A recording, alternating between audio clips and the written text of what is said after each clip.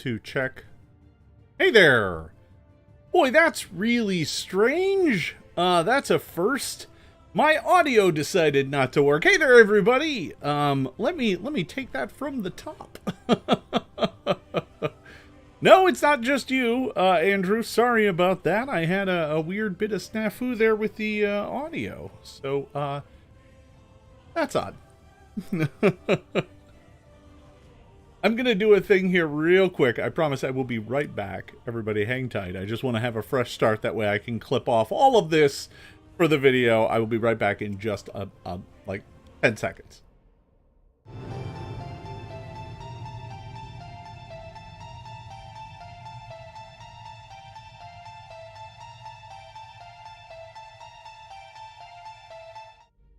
Hello, everyone. Welcome to another exciting Saturday stream for Secrets of Eventide. Hi there, I am Jason Bullman. I am the creator of the Pathfinder role-playing game and the architect of the Eventide setting. And today, what I'd like to do here, after a bit of technical snafu, is talk about how I make adventures, to talk about kind of the process that I take to go from kind of adventure idea all the way to something that I can run for my players.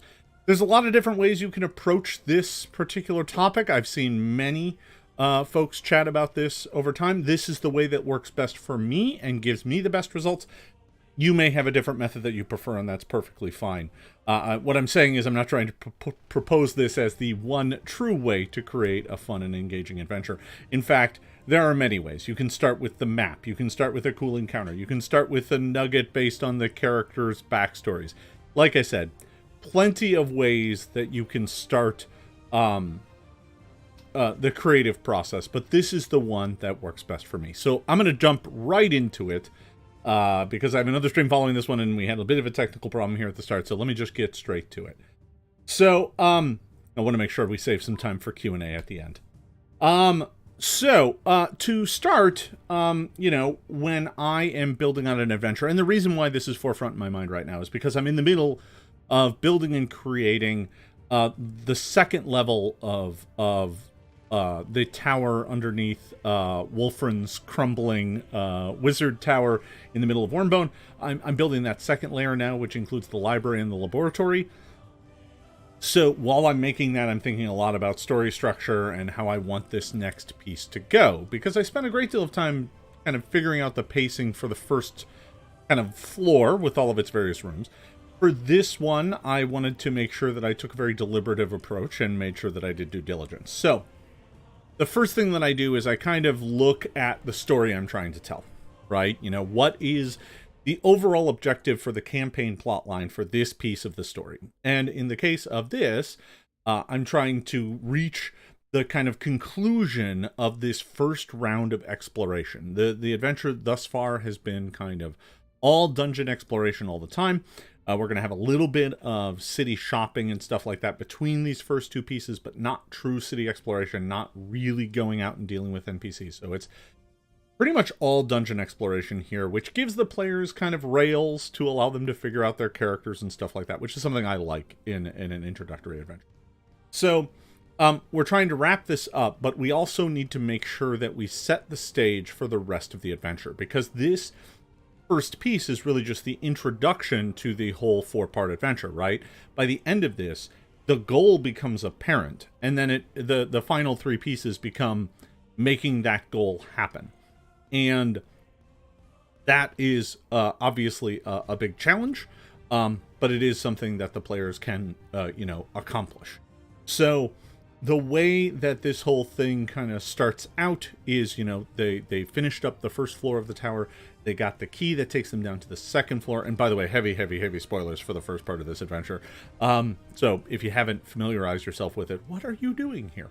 And they get down to the second floor, which includes a library and a laboratory, and, they need to make their way to the end of this part where they realize that to progress further, they need a MacGuffin, which is, in this case, is Wolfren's signet ring. I also want to introduce kind of a hidden lurking threat in this section that will play out somewhat throughout this, but is also a seed to grow for future adventures. So I start looking at it from that storyline perspective and saying, just in a generic sense, plotting out kind of narratively the pieces that I want to put together. I need to figure out kind of the moments that I'm hoping to have happen in the adventure itself. And in that, I'm trying to figure out where my upbeats are, where my downbeats are, and what I need to do to establish things for proper payoff later. So, what do I mean by that? Well, upbeats, generally speaking, are moments where the PCs are triumphant, they learn new things, they get rewarded, they get revelations. It's good things for them. Upbeats are things that they view as a positive. It's a good thing that happened. Downbeats are things like challenges and threats and obstacles and strife. These sorts of things block the PC's process. And a good narrative structure will have kind of a rhythm of upbeats and downbeats. It can't all be upbeats, it can't all be downbeats. Both of those are kind of dull from a narrative sense. Our kind of story ear doesn't like listening to the same down note all the time. It has to go kind of up and down and up and down and up and down. The players want to be challenged, they want to be rewarded. That cycle needs to kind of ebb and flow throughout a story. So as I'm looking at the narrative that I want to create, and in this case, it's not a particularly long narrative. It's exploring this library, which is partially ruined, and then making their way into the laboratory, which has kind of a problem that needs to be solved. And once that problem is solved, they can make their way onward. So it starts off with kind of some exploration kind of beats, which can be upbeats if the players are learning things. It can be downbeats if they just present unsolved mysteries. So I'm trying to even those out. And then I want to include a fight very early on, because I don't like sessions that go hours without any sort of conflict or anything, because I generally feel that the, Pathfinder as a game is driven by combat. So having some combat in there is important. And, I also need to start thinking about what I need to set up for later. And part of that is this lurking threat. I want to set it up early. That way, if it pays off by the end of this part, it feels established and just kind of not out of the blue. I think one thing that's important to have encounters land with meaning, to have story beats land with meaning, in essence, you got to pay for them. You have to spend some time creating kind of the ramp for it. And you can't just drop it on the player's lap at the end. It's like getting to the end of the adventure and being like, aha, there's a vampire behind it, but there was no indication that there was a vampire the entire time. It feels like you just kind of crammed it in at the end. And that's not great, right? There was an evil cult behind this. Well, we had no way of knowing there was an evil cult behind it, right? It's kind of Scooby-Doo mystery where they pull off the hat and it was the old cranky farmer the whole time. Even those have more setup because we've met the cranky farmer before. He was obviously being telegraphed as being curmudgeon-y, and lo and behold, at the end, it was the cranky farmer. But I still think that's a little pale because there's no way, oftentimes in Scooby-Doo mystery, for the viewer to actually figure out that, other than the fact that they're sinister and maybe they snuck off one. Right? In an adventure, I find that you want to, set up a mystery, have it alter, have it change, have the players be able to interact with it, maybe learn a little bit about it, and have it kind of drag forward towards a conclusion, whether or not they interact with it or not. At least in this way, when it does come to fruition, the players look back and they're like, oh, I see how this all played out, right? They get that kind of cognitive payoff, but they can only get that if you set it up as part of the story narrative. So, for the second part of this, which is called the Dark Laboratory, the Dark Laboratory has this the thing that I've set up here about the adventure is I've got a ruined library and a laboratory I need to explore. So, how do I make this all play out? How do I put a combat in there? Well, some time ago, someone broke into this from the local sewers, and they had nefarious intent. And we're not going to quite go over that, but it is going to be clear that they rifled through some stuff. They took some stuff. They clearly meant to come here. This wasn't just a random looting. They clearly meant to find their way into Wolfren's chambers. And not only that, they left a surprise for anybody who should come through here. Now, ideally, maybe it was being left for Wolfren, should he ever wake up. Or maybe it's just to make sure no one comes down here and explores this place. So they've left a kind of creature bound into a magical rune that when the players arrive, it becomes unleashed. But that's the end payoff. That's the sinister thing that's like, what the hell is going on here? But them tunneling in offers another opportunity. So what I do is I go from kind of my overarching story, and then I start moving into the second stage, which is kind of encounter design, really. And by encounter, I don't necessarily mean combats. I just mean things that you might run into as you are running the script. The scenes themselves. Some are fights. Some are just descriptive areas with skill checks. Some are challenges in some way. Maybe they're threats or hazards. And these kind of start forming this ebb and flow. And then I come back to looking at where are my upbeats, where are my downbeats. Are these things being clustered in a way where, you know, it feels like the players are just having a bad time for a big chunk of it, you know, before they get all the reward at the end. No, let's not do that. Let's spread out the rewards. So don't put all the treasure, for example, at the very end. Put some, you know, after an encounter or in an area that they can only access after they have a combat, right? You know, that gives them an upbeat after their downbeat. And it feels like they're making progress and being rewarded, and that there's a push and pull and a response to their actions. So this is also, you know, where I start kind of understanding how these encounters will play together, right? So just talking about the pieces I've already said, I've got this shadow thing bound in a rune. I've got a sewer encounter that I can play with because they've tunneled into the sewers.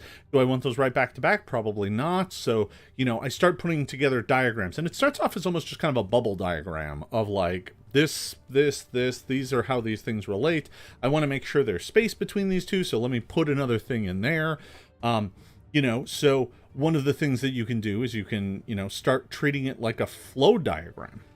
I actually find that that's pretty useful for the way that I create. Not everybody, but for me, just kind of putting these things down and deciding how they work out. So, you know, I want the players to arrive at the floor. I want them to establish themselves and learn a little bit. That's kind of the first thing I want them to do, is get their bearings, understand the situation they are in. Then I probably want to introduce them to something weird that there's no answer for just yet. So, you know, I want to give them a moment of doubt. This is a downbeat. You know, maybe that could be this weird rune that they find. And they just see it. And there's nothing they can really do to it. They're too low level to damage it or destroy it or do anything like that. So they just see it. And then, you know, I can't go from that directly to the combat, because the combat is another downbeat technically, because it's a challenge and a conflict. So instead I want to kind of have an upbeat. So maybe, you know, this is a library, and one of the things that I think I want to have in it are weird little displays that Wolfren has put up. So maybe there's a weird display that the players can learn something about. Kind of, they learn about what Wolfren was all about. They get some information. They start learning something that isn't a mystery. It may be not fully clear, but it doesn't seem ominous in that. So at least it's neutral, but it could be kind of like a, you know, it sits in that middle ground. And then they can wander into the next encounter, and then after the encounter, they can get some reward, right? You know, we can have them find some stuff in one of the nearby chambers that leads them to, you know, be happy that they found some cool stuff. And then I want to come back around. So I want them to have some way of knowing that the rune is now changed or gone, and that whatever was in it, or whatever it did, has happened. Now, at this point in time, what they don't know is that they're slowly being stalked and hunted, and I can start working in, you know, like them being checks to notice that something is following them or something is staring at them from the darkness. And nothing they're going to be able to interact with yet, but just a way for them to, you know, kind of get a sense of the menace that exists in this place.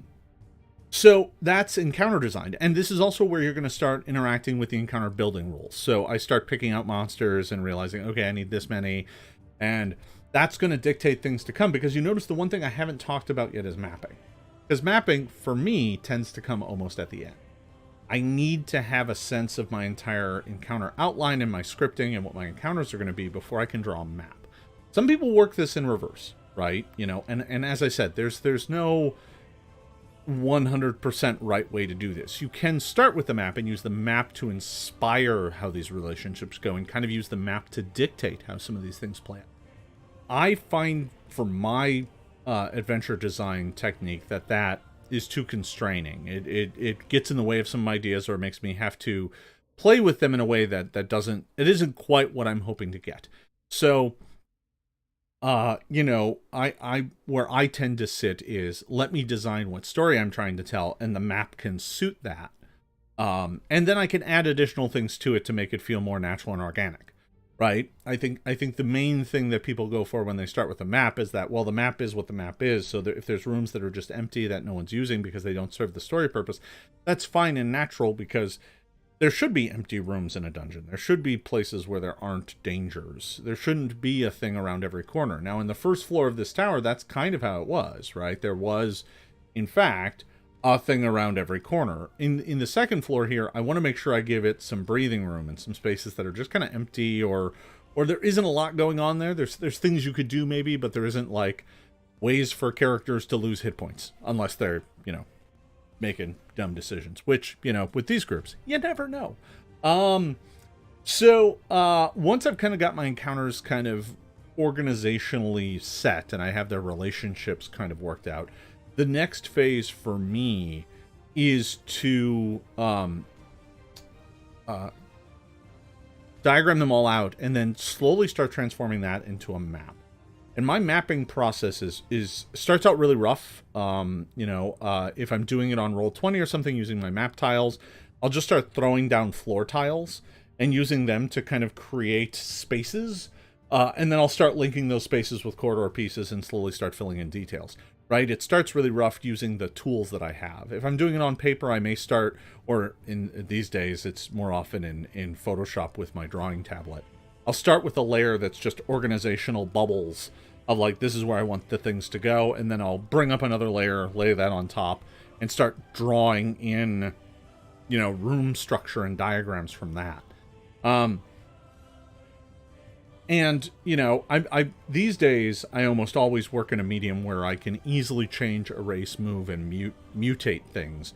Because as I go, I'm going to want to come back and alter this, right? I think the map needs to remain pretty flexible, pretty fungible until, almost the very end.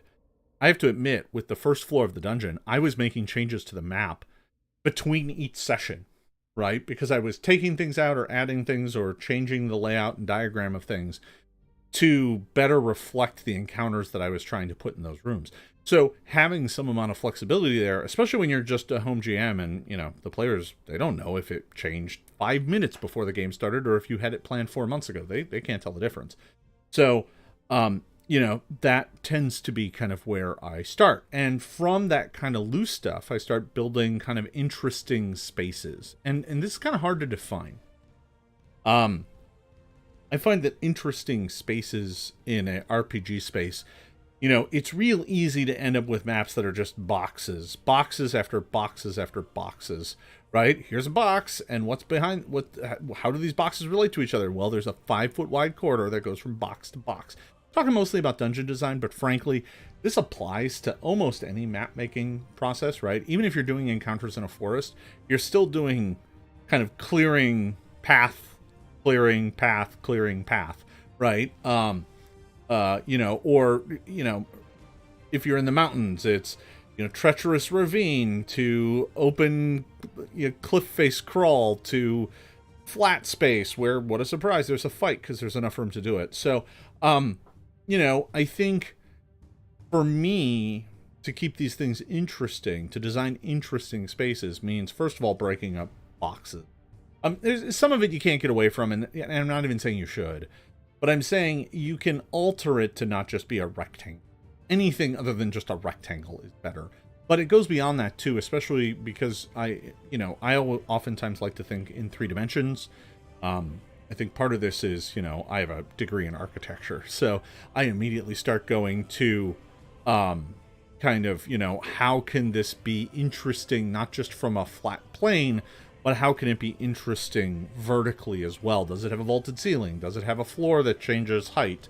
Is there crevices? Is there niches that are 15 feet up the wall? Are there, what kind of things are floating around in here that are interesting, that make the encounter kind of more dynamic for the players? Because this leads into the second part, which is starting to think about tactics and details that lend themselves to ways that the players can be creative and solve problems, right?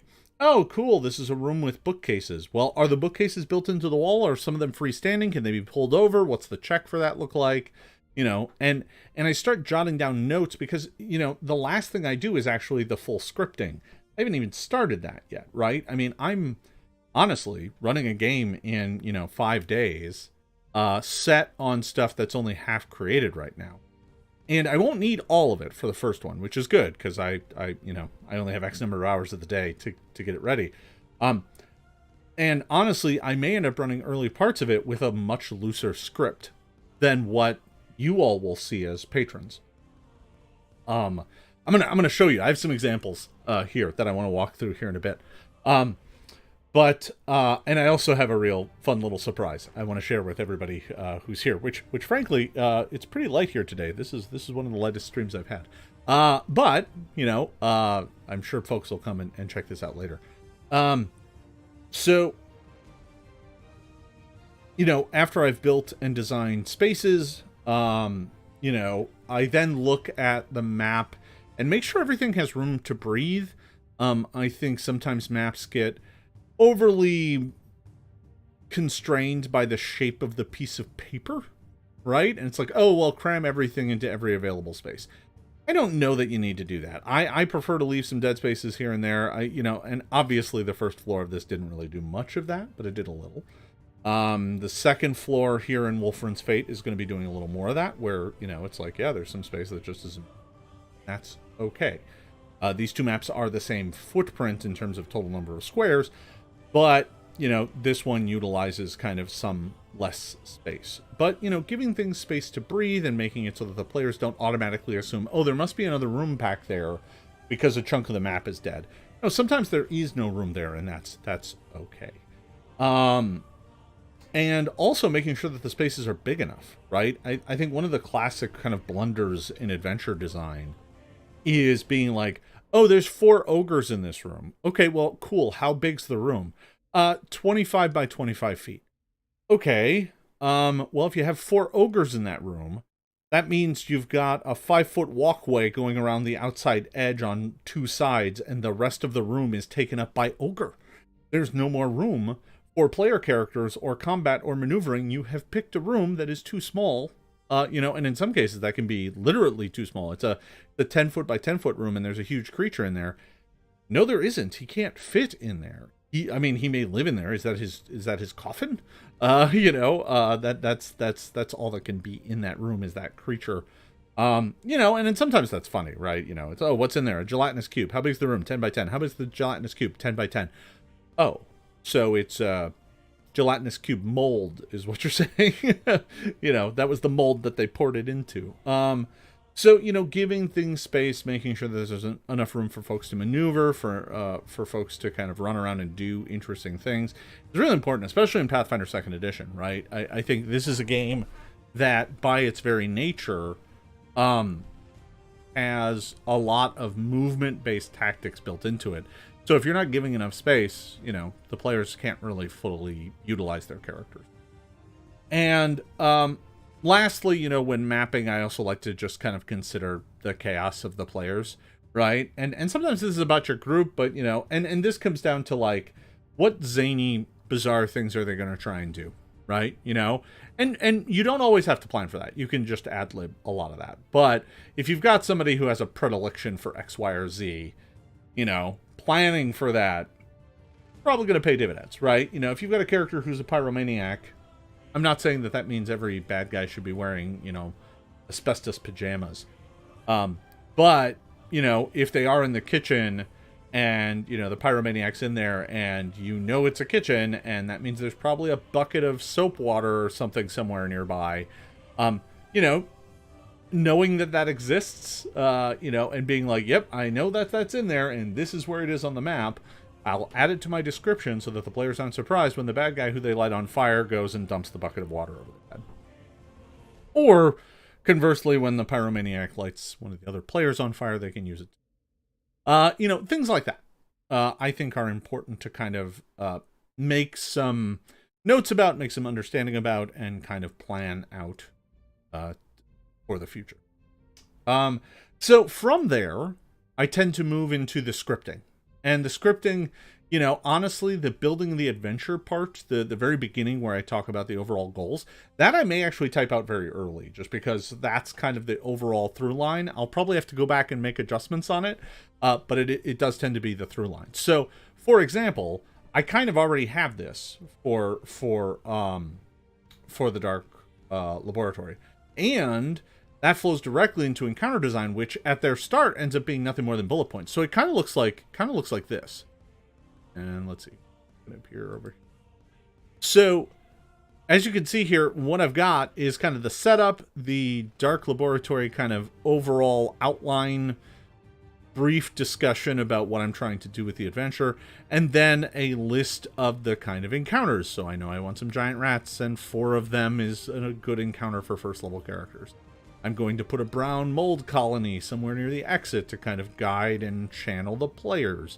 There's going to be shelves and curious displays, and then there's this shadowy hunter. And I just call it the hunter right now. That's all I need to know, right? This was me just kind of jotting down, throwing encounter bits at the wall to see which ones would stick. And then when they get to the laboratory, there's a slime mold and maybe a sewer ooze. There's some automated systems, and then they could possibly gain access to a study or a reagent vault and reagent storage and maybe vault access because it's a wizard's laboratory. So this is part of their reward for finishing all of it.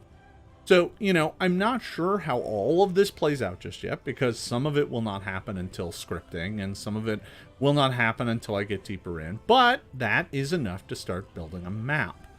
So, I take that, and, it's starting out with just kind of this basic description here that talks about the various, the flow of the story that I'm hoping to achieve, and then going into that and writing encounters. Now, I don't have the bubble diagram here because I kind of did it in my head. And built it in Roll20 as I went along. But I'm going to show you my Roll20 map as my map is in progress. So why don't I bring that up here and I'll kind of talk you through it. I'm probably going to be mostly invisible. So here we go.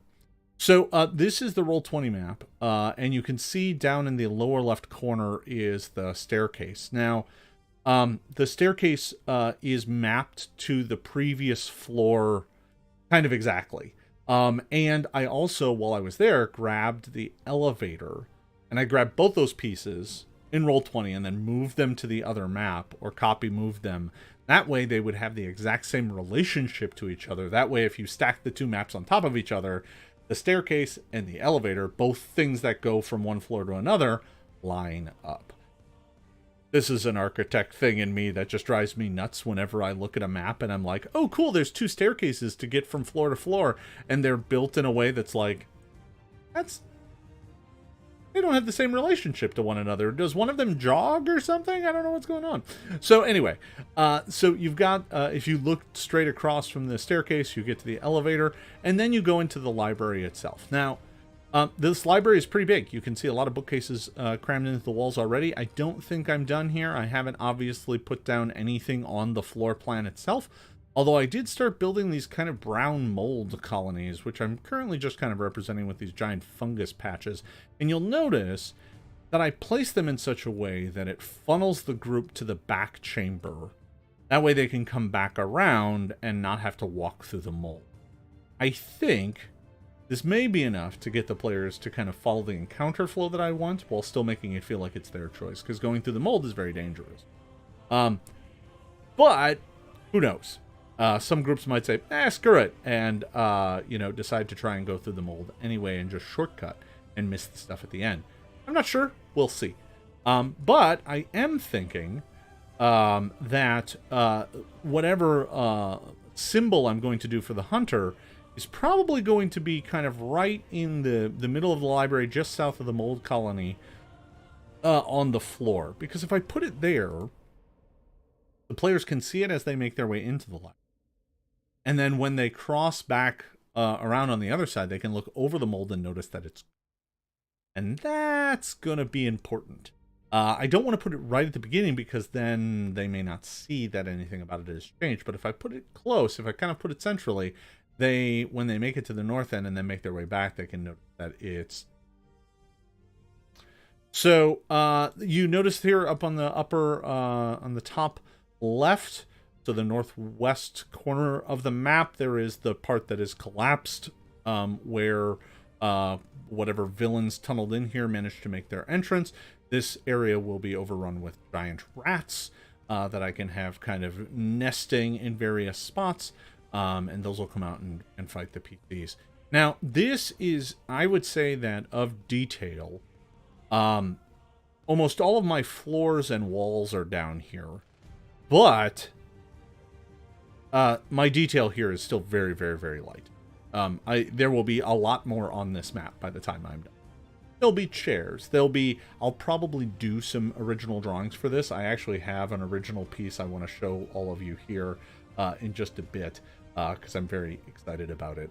But there is, there's probably going to be chairs. There's probably going to be desks, tables, things like that, places for folks to study and things like that. So, there's going to be plenty there for folks to play around with. But as of right now, it's still a little bare bones. The floors are a little more open than I would like. I'd like to kind of channel them a bit and give them things to kind of question and go explore. Some of that will happen in scripting as I am kind of working out the specifics of encounters. I'll be like, oh, I need a carpet in here, and I'll describe what that does, and then I'll go and throw a carpet on. Because the upside is to doing it with tiles is I can just add things, and I don't have to do anything. I can literally just put a new thing in there. So then you've got a staircase that goes down then into the laboratory, and once you get into the laboratory, I've got kind of a big magic circle diagram in kind of the middle of it. There's a raised thing with a lectern above it. There's going to be tables in here and alchemical stuff, and there's kind of a recessed area over on the right, over on the east corner there. And then you've got two chambers up in the north, and these are basically not detailed at all. One of them is going to be kind of his personal study, and the other one's going to be reagent storage, I think. So if you look back at, this is me trying to figure out where these things go. But I think those are going to be locked away when the players first get there, because I think one of the things I'm going to play around with is this idea that when the villains broke into this place, they tripped some sort of automated defense system that locked down the kind of private areas of the thing and made them impossible to access. Now, there's also, as you can see, kind of a pool of water on the north side of this. It's kind of hard to make out in this because it's a little small, but I think I can enlarge it. Yeah, you can see it. There it is. That pool of water right there in the kind of middle. Let's wait. All right, let me come here. Come here. Need you to get back into your space. All right. Yeah, there we go. So I think what's going to happen, the overall flow of this is going to be, explore the library, make it to the laboratory, realize that there's an emergency system in place. Shut that down while dealing with some slimes that have been generated over the years from all the alchemical and magical and concoctions that Wolfren left behind. He's not just a wizard. He was dabbled in alchemy as well. And once all of that's dealt with, then the players can gain access to the study and to the reagent room where they can get a whole bunch of loot and stuff like that. I'm looking for ways to reward them. But in the study,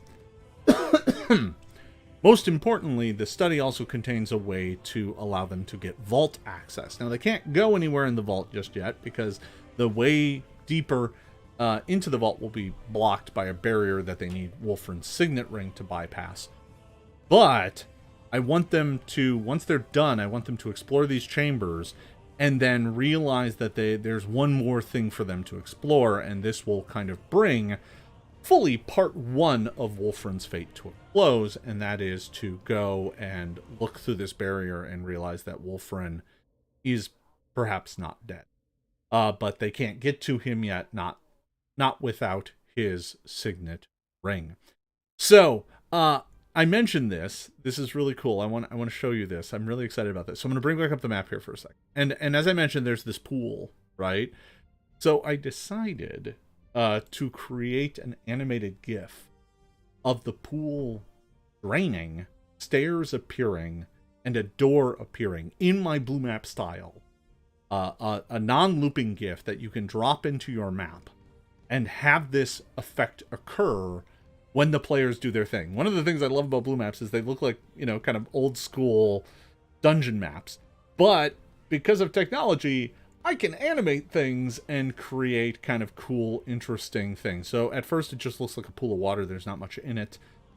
However, at the end, when they finally pull the lever, the big reveal is that the pool can drain, and inside is a fun little GIF. Let me see if I...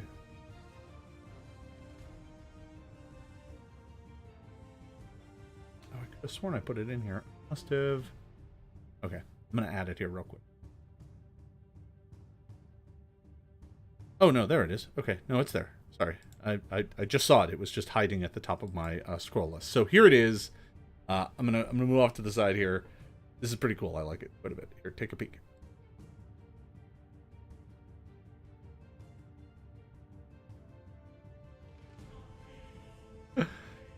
So that is an exact size tile piece that you can literally place into the map. It's 280 by 280, so it takes up the space of kind of 2 tile pieces. You know, and if you lay it in, you almost cannot tell the difference. It's a GIF, so it's slightly different. But in Roll20, you can pause the loop at the very beginning. So you can pause it at the beginning and just have it sitting there the whole time, and then just hit play, and it will do its thing. So here, I'll show that to you one more time. So yeah, it's pretty fun. I like how I got shimmer in the water too. Yeah. So the stairs just kind of rise up out of nothing. That's fine, and then the doorway appears at the bottom. So the you know, it's a fun little toy. You know, that's there for me to be able to drop something there at the very end, and that's kind of a fun little reward. And then the players are able to go down there and look through the door and see what. Now, where does the hunter come into this? When does that thing attack? It may not attack right now. I'm trying to decide whether or not the slimes are enough of a kind of big fight at the end. I don't think that they are. I think the hunter may do a attack where it flees once it's hurt. And maybe it's too powerful for the PCs right now. That might be an interesting way to go, is to have the hunter be too powerful for them, but once they manage to hurt it, it flees, and then they get a respite, but they know when they come back down here, this thing's going to be waiting for them. So I may play with something like that. I need to look at my kind of story track to see if that makes sense. You know, also, you know, to prevent the players from, you know, kind of just fixating on it, I'm going to have to make sure that it works from a narrative perspective for them to be like, okay, I think it's gone. Maybe it's gone, but it's not. I had a similar issue with the oven upstairs, but the oven is concerned. This, which, so we'll see how that goes. I'm still kind of planning out exactly how it's going to work, but I think it's going to involve a bunch of creepy perception checks where the players know that they're being watched, but they can never figure out what it is, because this thing is its stealth is ridiculous in the darkness, right? It's a creature made of shadow, so in shadowy environments, damn near invisible. So that's what we got here today, folks. That is how I kind of build adventures and adventure scripting. So if any of you have any questions, I'll be happy to entertain those now here before we call it good here today. I got to keep this one a little tight just because I do have another stream coming up here shortly. Yeah, it is kind of like old Zelda games. I mean, admittedly, I am heavily influenced by those early NES games. And, you know, being like, you know, if you want to add the kind of the you know, when you can do that, that's fine. It is kind of reminiscent of that, where the pool drains and the stairs come out.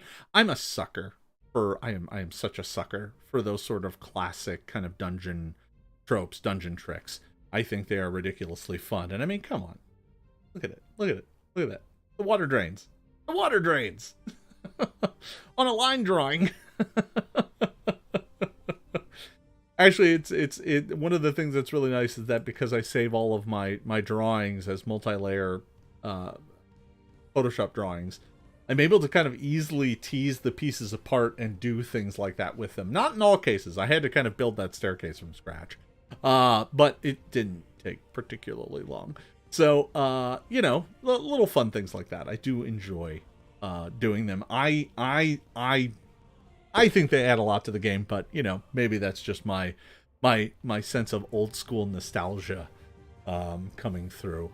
So, yeah, that's where we're at. I actually don't believe that the bit I've scripted for this is probably only 2 sessions. It feels to me like there's probably 3 combats in here at most, and a bunch of exploration, which to me is probably just 2 sessions worth of material. Now, depending on how much the players want to monkey around in town, that may push it into a 3rd session, and then, you know, that 3rd session may then be wrap up and annulment of the kind of first part. But, you know, realizing that there is a block in the road, and that block cannot be solved here in the tower, means that, you know, they are going to have to kind of explore other options, which is going to lead them up to the town above, right? And there's going to be plenty of options for them to kind of explore those things and do those sorts of things, but that fully gets into part 2 of the adventure, which is kind of exploring the town of Wormbone, meeting a whole bunch of folks. I'm still trying to kind of suss out where all of the challenges in there are going to be. There's some fun things I think I might play around with. And I do also have the other 2 rival adventuring groups, who, although they're not going to be on the trail of this ring specifically, the Thunder Company in particular has plenty of reason to be kind of sour about how all this turned out, because the players got in there first. The players got you know, more of the treasure on the first floor, and then found the second floor and got all of that. So the Thunder Company is going to be a little grumpy on that, and I think that they will end up being kind of a rival throughout this. I don't think in part 2 they're going to be much of one, but they're going to learn that there is an entire second floor and what happened there some point during part 2, and then start intentionally trying to sabotage the PC attempts. All right, folks. Well, that's about all I got here today. I don't see too many questions here today. It's a light crowd. It's a sunny day. And it's probably pretty nice out where you are, so I'm sure there's plenty of folks out there. For those of you who watch this later, you know, if you have questions, you can always drop them in the comments. I check those regularly. And if you have some questions about this or how any of this plays out, you can always ask. Our next stream will be this coming Tuesday. Tuesday at 7 p.m. We'll be talking kind of about this adventure as it comes together. Obviously, this stream is only for people of the Eventide Master and Eventide Lord tier, so the scholars won't know anything about this. I do want to kind of go in and talk a bit about the second floor. So if you're interested in that, come then. I'll be covering a lot of the same material, but it won't be about building an adventure. It'll just be about the Dark Laboratory, and you'll be able to see the evolution of it from now until then, which is mostly going to be my work tomorrow and Monday night. So I hope you tune into that. All right, folks. That's all I got here today. Thank you for watching, everybody. Stay safe out there. We'll see you at the next stream here in just a bit. See ya next time.